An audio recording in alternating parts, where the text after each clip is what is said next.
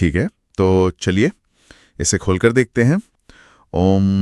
आज की इस गहन चर्चा में हमारा लक्ष्य मानव इतिहास की उन परतों को उधेड़ना है जो शायद सबसे जटिल है और हैरान करने वाली भी। बिल्कुल, और इस विषय की गंभीरता को समझना हम सभी के लिए बहुत जरूरी है। हाँ, तो हमारे पास आज स्रोतों का एक बहुत ही शानदार पुलिंदा है।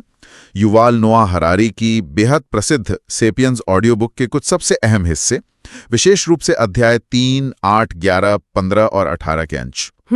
ये काफी विस्तृत सामग्री है। एग्जैक्टली। तो इस विस्तृत विश्लेषण का हमारा जो मिशन है वो बहुत साफ है।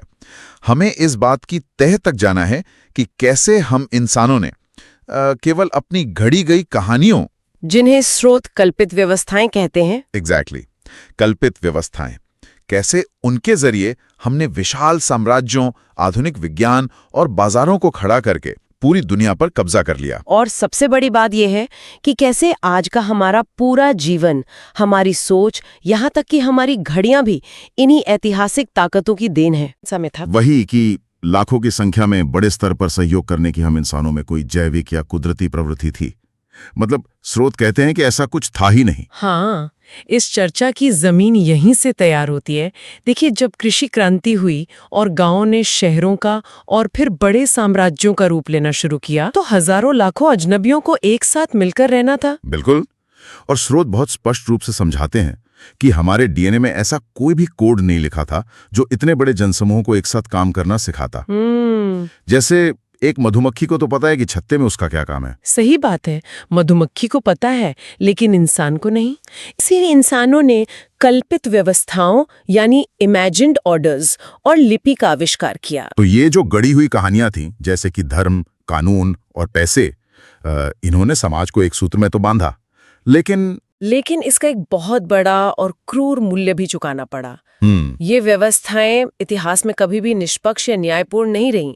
इन्होंने हमेशा लोगों को कृत्रिम समूहों और ऊंच नीच के गहरे श्रेणीबद्ध क्रम में बांट दिया। और ये ऊंच नीच कितनी गहरी और विरोधाभासी थी, उसका एक बहुत ही ज्वलंत उदाहरण 1776 के अमेरिकी स्वाधीनता के घोषणा पत्र में मिलता है। हाँ, वो बहुत ही दिलचस्प हिस्सा है स्रोत का, है ना। मतलब स्रोतों के अनुसार उस ऐतिहासिक घोषणा पत्र में बड़े गर्व के साथ सभी इंसानों की जन्मजात समानता का दावा किया गया था। लेकिन इतिहास की विडंबना देखिए कि उस दस्तावेज पर हस्ताक्षर करने वाले ज्यादातर लोग खुद गुलामों के मालिक थे। बिल्कुल। उनकी नजर में समानता का मतलब केवल गोरे संपत्ति वाले पुरुषों की समानता था। वे अश्वेतों और मूल अमेरिकी निवासियों को अपने बराबर का इंसान ही नहीं मानते थे। उनका दृढ़ विश्वास था कि इन मानवाधिकारों से निग्रो लोगों या स्त्रियों का दूर दूर तक कोई लेना देना नहीं है। और इतिहास का ये अन्याय किसी एक भूगोल तक सीमित नहीं रहा। एग्जैक्टली।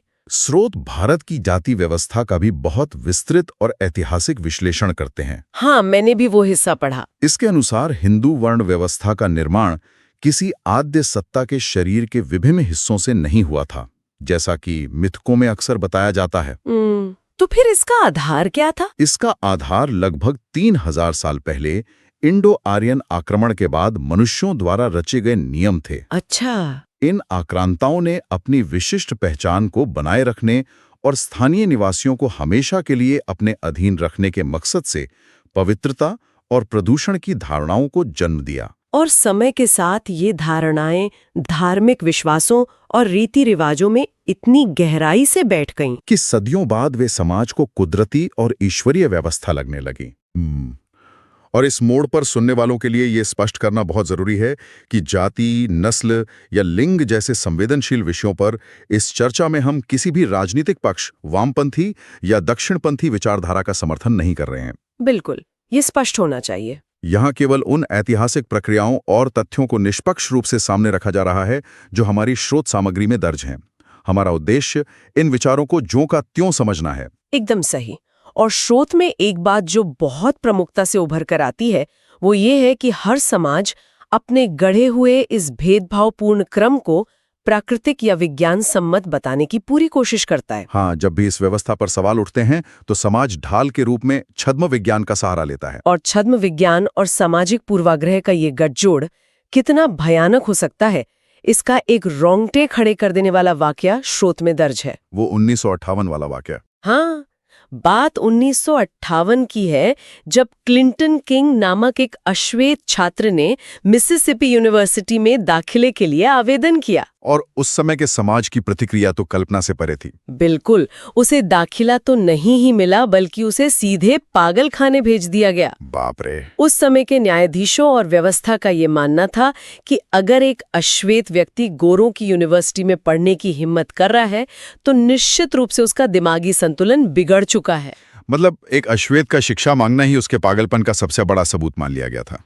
ये सच में खौफनाक है ना? और सामाजिक भेदभाव की इस चर्चा में जो सबसे व्यापक और सार्वभौमिक रूप सामने आता है वो है लैंगिक भेदभाव या पितृसत्ता। जो लगभग हर कृषि समाज में देखने को मिलती है। हाँ, लगभग हर कृषि समाज में पुरुषों को स्त्रियों से श्रेष्ठ माना गया।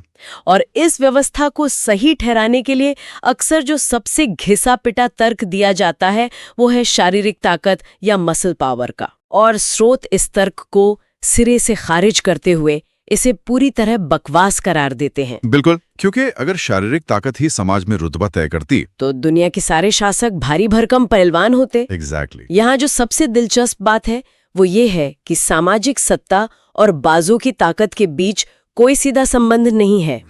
स्रोत एक बड़ा ही सटीक और दिलचस्प उदाहरण देते हैं। एक 60 साल का माफिया डॉन जो शायद बिना सहारे के सीढ़ियां भी नहीं चढ़ सकता, और जिसने बरसों से अपने हाथ से बहुत बंदूक नहीं उठाई है, हाँ, वो 20-25 साल के हट्टे कट्टे युवाओं के एक पूरे गिरोह पर राज करता है। पॉइंट है, युद्ध और राजनीति केवल शारीरिक बल नहीं मांगते, वे संगठन, कूटनीति और दूसरों का नजरिया समझने की गहरी क्षमता मांगते हैं। और इतिहास की सबसे बड़ी विडंबना ये है कि इन गुणों को पारंपरिक रूप से स्त्रैण या महिलाओं के गुण माना जाता है। फिर भी पूरी दुनिया के इतिहास में महिलाओं को सत्ता और राजनीति से व्यवस्थित रूप से दूर रखा गया। तो इन गढ़ी हुई कहानियों और सत्ता के समीकरणों ने ही इतिहास में साम्राज्यों की नींव रखी। और साम्राज्यों की कहानी बहुत ही उलझी हुई है, काफी जटिल है। स्पेन के नुमांतिया शहर का किस्सा इस जटिलता को बहुत ही नाटकीय ढंग से पेश करता है। हाँ, वो एक बहुत ही शक्तिशाली उदाहरण है। स्रोतों के अनुसार 134 ईसा पूर्व में नुमांतिया के लोगों ने रोमन साम्राज्य के शक्तिशाली जनरल सीपियो का डटकर सामना किया था। रोमनों ने शहर की घेराबंदी कर ली थी। और जब नुमांतिया के लोगों के पास कोई रास्ता नहीं बचा और भूख से मरने की नौबत आ गई, तो उन्होंने आत्मसमर्पण करके रोमन साम्राज्य का गुलाम बनने के बजाय अपने ही हाथों पूरे शहर को आग लगा दी और सामूहिक आत्महत्या चुन ली। और इस कहानी का असली विरोधाभास आज के आधुनिक स्पेन में देखने को मिलता है। वो कैसे? देखिए, आज के स्पेनिश देशभक्त उसी नुमांतिया की बहादुरी और बलिदान के गीत गाते हैं, लेकिन जरा इस बात की गहराई में उतरें, वे ये देशभक्ति के गीत स्पेनिश भाषा में गाते हैं जो खुद रोमन लैटिन से ही निकली है। एग्जैक्टली। वे रोमन कैथोलिक चर्च के अनुयायी हैं और उनके देश के कानून भी उसी रोमन विधि पर आधारित हैं। ये तो बहुत बड़ा विरोधाभास है। हाँ, रोमनों ने नुमांतिया को इतनी बेरहमी और पूरी तरह से नष्ट कर दिया था कि आज नुमांतियाई वीरता की जो इकलौती गाथा बची है वो भी खुद रोमन इतिहासकारों की ही लिखी हुई है। यह इस बात का प्रमाण है कि साम्राज्य केवल बुरे शोषक या विनाशकारी नहीं होते। साम्राज्य एक बहुत ही तेज दोधारी तलवार की तरह रहे हैं। बिल्कुल, साम्राज्य की परिभाषा केवल लूटमार या बर्बरता नहीं है। वे ऐसी राजनीतिक व्यवस्थाएं हैं जो भारी सांस्कृतिक विविधता को समेटती हैं और जिनकी सरहदें लचीली होती हैं। उदाहरण के लिए फारस के साइरस द ग्रेट को ही ले लीजिए। हाँ, साइरस द ग्रेट ने साम्राज्यवाद को एक नया ही वैचारिक जामा पहनाया था। उसका अनोखा दावा था कि हम आपके हित के लिए आपको जीत रहे हैं। उसने विजित लोगों को केवल प्रजा या गुलाम नहीं माना, बल्कि उनके कल्याण की जिम्मेदारी लेने का दावा किया। उसने निर्वासित यहूदियों को वापस जोड़िया जाकर अपना मंदिर बनाने तक की अनुमति दी और इसके लिए खजाने से आर्थिक मदद भी की। और आधुनिक इतिहास में ब्रिटिश भारत का तटस्थ विश्लेषण भी इसी जटिलता को सामने लाता है। वो कैसे? स्रोतों के अनुसार एक तरफ ये अकाट्य ऐतिहासिक तथ्य है कि ब्रिटिश राज ने लाखों हिंदुस्तानियों पर अत्याचार किए, उनका भीषण आर्थिक शोषण किया और कई त्रासदियों को जन्म दिया। ये तो सच है। लेकिन दूसरी तरफ ये भी उतना ही सच है कि उन्होंने इस उपमहाद्वीप को रेलवे का एक विशाल जाल, आधुनिक न्यायिक प्रणाली, लोकतंत्र का शुरुआती ढांचा, अंग्रेजी भाषा और यहाँ तक कि क्रिकेट और चाय जैसी सांस्कृतिक चीजें भी दी। तो स्रोत यहाँ सोचने पर मजबूर करने वाला एक सवाल छोड़ते हैं। क्या कोई आज इन साम्राज्यवादी विरासतों को सिर्फ इसलिए जनमत संग्रह के जरिए उखाड़ फेंकना चाहेगा कि वे शोषकों की देन है? क्या कोई आज रेलवे ट्रैक उखाड़ने के पक्ष में वोट देगा? ये एक बड़ा सवाल है। और साम्राज्यवाद का ये ढांचा आज खत्म नहीं हुआ है, बल्कि ये एक नए वैश्विक स्वरूप में ढल चुका है। हाँ, स्रोत संकेत देते हैं कि आज पारंपरिक राष्ट्रवाद कमजोर पड़ रहा है। ग्लोबल वार्मिंग, ओजोन परत में छेद या वैश्विक बाजार जैसी समस्याएं किसी एक देश की सरहदों तक सीमित नहीं रह गई हैं। और इनसे निपटने के लिए दुनिया भर में एक हरा भूमंडलीय साम्राज्य यानी ग्रीन ग्लोबल एम्पायर आकार ले रहा है। आज कोई भी देश पूरी तरह से स्वाधीन होकर अपनी आर्थिक या पर्यावरण नीति नहीं चला सकता। वे सभी वैश्विक मानकों, संधियों और अंतर्राष्ट्रीय दबावों के अधीन हो रहे हैं। और इस वैश्विक साम्राज्य की नींव रातों रात नहीं पड़ी है। इसकी शुरुआत विज्ञान और साम्राज्यवाद के एक बहुत ही गहरे गठबंधन से हुई थी। और इसे समझने के लिए 1768 के कैप्टन जेम्स कुक के प्रशांत महासागर के अभियान को देखना होगा। हाँ, यहाँ कहानी सच में बहुत दिलचस्प हो जाती है। आधिकारिक दस्तावेजों में ये एक विशुद्ध वैज्ञानिक अभियान था। इसे ताहिती द्वीप से शुक्र ग्रह के गुजरने का खगोलीय अध्ययन करने के लिए भेजा गया था, ताकि सूर्य से पृथ्वी की सटीक दूरी नापी जा सके। लेकिन कुक का वो जहाज जिसे विज्ञान की सेवा में भेजा गया था, असल में तोपों और बंदूकों से लदा हुआ था। तो ये केवल तारों को देखने का अभियान नहीं था? बिल्कुल नहीं, ये नई जमीनों पर कब्जा करने का एक साम्राज्यवादी मिशन भी था। और इस अभियान की सबसे बड़ी सफलता कोई खगोलीय खोज नहीं थी, बल्कि एक चिकित्सा संबंधी प्रयोग था। स्कर्वी की बीमारी वाला प्रयोग। हाँ, उस समय के समुद्री अभियानों में स्कर्वी नाम की बीमारी एक बड़ा खौफ थी, जिससे लाखों नाविक तड़प तड़प कर मर जाते थे। डॉक्टर जेम्स लिंड ने एक प्रयोग किया और पाया कि विटामिन सी वाले खट्टे फल खाने से नाविक इस बीमारी से बच जाते हैं। और कुक ने इस प्रयोग को अपने अभियान में सख्ती से लागू किया। नतीजा ये हुआ कि उसके नाविक स्कर्वी से नहीं मरे। इस एक वैज्ञानिक खोज ने ब्रिटिश नौसेना को समंदर पर राज करने और पूरी दुनिया पर कब्जा करने की असीमित शक्ति दी। लेकिन विज्ञान और खोज के इस अभियान का एक बहुत ही काला और दुखद सच भी इतिहास में दर्ज है। तस्मानिया वाला हिस्सा ना? हाँ, कुक के इसी अभियान ने ऑस्ट्रेलिया और तस्मानिया में यूरोपीय उपनिवेशवाद का रास्ता खोला। स्रोतों के अनुसार तस्मानिया के मूल निवासियों का तो पूरी तरह से वजूद ही मिटा दिया गया। ये एक ऐसा अध्याय है जो रोंगटे खड़े कर देता है। ट्रुगानिनी, जो तस्मानियाई मूल की अंतिम जीवित महिला थी, जब उसकी मृत्यु हुई तो उसे शांति से दफनाया भी नहीं गया। बाप रे। विज्ञान और अध्ययन के नाम पर उसके शरीर की चीर-फाड़ की गई और उसका कंकाल दशकों तक एक संग्रहालय में प्रदर्शन के लिए टंगा रहा। मतलब इंसानियत ही नहीं बची थी। उसकी मौत के पूरे 100 साल बाद 1976 में जाकर कहीं उस कंकाल को दफनाने के लिए वापस सौंपा गया। ये आधुनिक विज्ञान के नाम पर हुए अत्याचार का चरम था। विज्ञान और साम्राज्यवाद के इस गठजोड़ से एक और महत्वपूर्ण प्रश्न उठता है। 1750 तक यूरोप, एशिया, विशेषकर चीन और भारत की तुलना में एक आर्थिक बौना था। हाँ, ये एक ऐतिहासिक तथ्य है। फिर अचानक यूरोप ने पूरी दुनिया को कैसे जीत लिया? इसका जवाब स्रोत एक बहुत ही खास मानसिकता में खोजते हैं, आधुनिक विज्ञान और पूंजीवाद की मानसिकता। यूरोपीय वैज्ञानिकों और साम्राज्यवादी विजेताओं में एक अजीब सी लेकिन बहुत शक्तिशाली समानता थी। वो क्या? वे दोनों इस बात को स्वीकार करने से नहीं डरते थे कि मैं नहीं जानता कि वहां क्या है। एग्जैक्टली। अज्ञानता को स्वीकार करने की इस साहसी मानसिकता ने ही उन्हें नई खोजों के लिए प्रेरित किया। जहां बाकी दुनिया के साम्राज्य ये मानते थे कि उन्हें सब कुछ पता है, वहीं यूरोपीय नक्शों में खाली जगह छोड़ी जाने लगी। और इसी मानसिकता ने प्रयोगों, नई तकनीकों और अंततः दुनिया पर विजय प्राप्त करने का रास्ता खोला। और इसी विज्ञान और उद्योग ने मानव इतिहास में एक स्थायी क्रांति को जन्म दिया, जिसने रोजमर्रा के जीवन को जड़ से बदल दिया। इस क्रांति का सबसे बड़ा और प्रत्यक्ष प्रभाव समय के मानकीकरण पर पड़ा। कृषि युग में इंसान कुदरत के हिसाब से जीता था। सूरज उगने पर काम शुरू, मौसम के हिसाब से बुआई। लेकिन औद्योगिक क्रांति ने हमें टाइम टेबल का गुलाम बना दिया। फैक्ट्रियों की असेंबली लाइन को सुचारू रखने के लिए जरूरी था कि हर कोई ठीक एक ही समय पर काम पर आए। सूरज का समय अब काम नहीं आ सकता था। और इस कृत्रिम समय को पूरे समाज पर लागू करने के लिए 1880 में ब्रिटिश सरकार ने कानून बनाकर ट्रेन टाइम टेबल के लिए ग्रीनिच समय को पूरे देश में अनिवार्य कर दिया। ये मानव इतिहास में पहली बार था जब इंसानों ने कुदरती समय को पूरी तरह से नकार कर एक कृत्रिम घड़ी के समय को अपना लिया। आज अलार्म घड़ी से जागने से लेकर माइक्रोवेव पर सेकंड सेट करने और 50 मिनट के तय थेरेपी सेशन लेने तक समय हर जगह नियंत्रण कर रहा है। समय के इस कठोर नियंत्रण के साथ साथ समाज में एक और खामोश लेकिन बेहद उथल-पुथल मचाने वाली क्रांति हुई। परिवार और समुदाय का अंत। हाँ, सदियों से जो परिवार और स्थानीय समुदाय मानव जीवन का केंद्र थे, औद्योगिक क्रांति ने उन्हें पूरी तरह से तोड़ दिया। ये शायद इतिहास का सबसे बड़ा सामाजिक परिवर्तन है। बिल्कुल।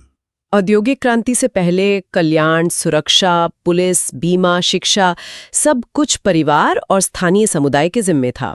बीमार पड़ने पर परिवार देखभाल करता था। लेकिन राज्य और बाजार ने आकर लोगों के सामने एक ऐसा लुभावना प्रस्ताव रखा जिसे ठुकराना लगभग असंभव था। उन्होंने कहा कि व्यक्ति बन जाइए, जहां मर्जी शादी कीजिए, जो मर्जी नौकरी कीजिए, आपको पारंपरिक परिवार की बंदिशों की जरूरत नहीं है, आपकी देखभाल अब हम करेंगे। और इस तरह व्यक्तिवाद को बढ़ावा मिला। सदियों पुराना सामुदायिक ढांचा भरभरा कर ढह गया और उसकी जगह बाजार और राज्य ने ले ली। लेकिन इंसान स्वाभाविक रूप से एक सामाजिक प्राणी है और किसी में किसी समुदाय का हिस्सा बनना चाहता है। हाँ, अकेले तो रह नहीं सकता। तो जब असली और स्थानीय समुदाय खत्म हो गए तो राज्य और बाजार ने उनकी जगह नए कल्पित समुदायों का निर्माण किया। इसका सबसे बड़ा उदाहरण है राष्ट्रवाद, जहां करोड़ों अजनबी एक दूसरे को जाने बिना भी खुद को एक ही देश का अभिन्न हिस्सा मानते हैं। और दूसरा बड़ा उदाहरण उपभोक्ता वर्ग या कंज्यूमर ट्राइब्स का है। आज बाजार तय करता है कि लोग कौन हैं। लोग खुद को अपनी खरीदारी और पसंद से परिभाषित करते हैं। जैसे कि मैडोना के लाखों प्रशंसक या दुनिया भर के शाकाहारी लोग जो कभी एक दूसरे से नहीं मिले लेकिन एक जैसा महसूस करते हैं। और इन सब सामाजिक और औद्योगिक क्रांतियों के बीच स्रोत एक बहुत ही चौंकाने वाले और आम धारणा के विपरीत तथ्य को सामने रखते हैं। वो ये कि आधुनिक युग मानव इतिहास का सबसे शांतिपूर्ण युग है। ये बात शायद सुनने में अजीब लगे क्योंकि रोज खबरों में युद्ध, आतंकवाद और हिंसा की बातें होती हैं। लेकिन अगर व्यापक ऐतिहासिक आंकड़ों को देखा जाए तो तस्वीर एकदम अलग नजर आती है। स्रोतों में दिए गए 2000 और 2002 के आंकड़े इस बात को बहुत स्पष्ट रूप से साबित करते हैं। वो आंकड़े क्या कहते हैं? साल 2002 में दुनिया भर में युद्धों में लगभग 1,72,000 लोग मारे गए और हिंसक अपराधों में करीब 5,69,000। यानी कुल मिलाकर इंसानी हिंसा से 7,41,000 मौतें हुई। हाँ, और इसके ठीक विपरीत उसी साल 8,73,000 लोगों ने आत्महत्या की। और कार दुर्घटनाओं में मरने वालों की संख्या तो इससे भी कई ज्यादा थी। तो इसका सीधा सा मतलब यह है कि आज किसी युद्ध के मैदान में या आतंकवादी हमले में मरने के बजाय ज्यादा खाना खाकर बीमार होने, दुर्घटना का शिकार होने या आत्महत्या से मरने का खतरा कहीं अधिक है। और इस अपूर्व शांति के पीछे मुख्य रूप से 2 बड़े कारण हैं। पहला कारण क्या है? पहला है पैक्स एटॉमिका, यानी परमाणु हथियारों के खौफ से स्थापित हुई शांति। परमाणु हथियारों ने महाशक्तियों के बीच के युद्ध के विचार को ही सामूहिक आत्महत्या में बदल दिया है। जाहिर है, जब युद्ध का मतलब पूरी दुनिया का खात्मा हो तो कोई भी जीत हासिल नहीं कर सकता। और दूसरा कारण संपत्ति के स्वरूप में आया भारी बदलाव है। पुराने जमानों में संपत्ति का मतलब जमीन, खेत या सोने की खदानें होती थीं, जिन्हें सेनाएं आसानी से लूट सकती थीं। पर आज की संपत्ति जमीन में नहीं गड़ी है। एग्जैक्टली। आज की संपत्ति कैलिफोर्निया के सिलिकॉन वैली के सॉफ्टवेयर इंजीनियरों के ज्ञान, डेटा और विचारों में है। कोई भी देश टैंक ले जाके किसी इंजीनियर के दिमाग को तो कब्जे में नहीं ले सकता ना। सही बात है।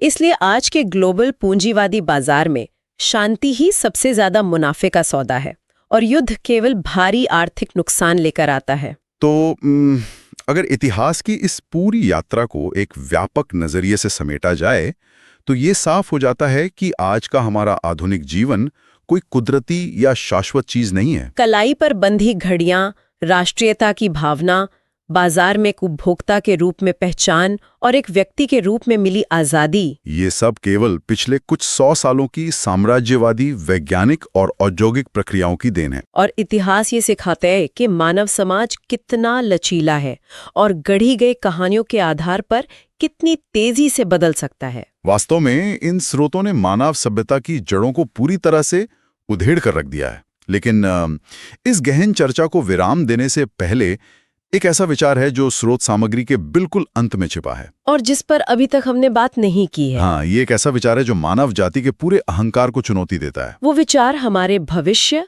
और पारिस्थितिकी विनाश यानी हमारे द्वारा किए जा रहे पर्यावरण के क्षय से जुड़ा है। स्रोत याद दिलाते हैं कि लगभग 6 करोड़ साल पहले जब डायनासोरों का विनाश हुआ था तो उसी तबाही ने धरती पर स्तनधारी जीवों के पनपने का रास्ता खोला था, जिनसे बाद में इंसान बने। और आज इंसान अपने अंधाधुंध औद्योगिकरण और विज्ञान के घमंड में प्रकृति को उस स्तर पर तबाह कर रहा है जो शायद हमारे अपने ही विनाश का कारण बन जाए। स्रोतों की ये कल्पना बहुत ही मारक है।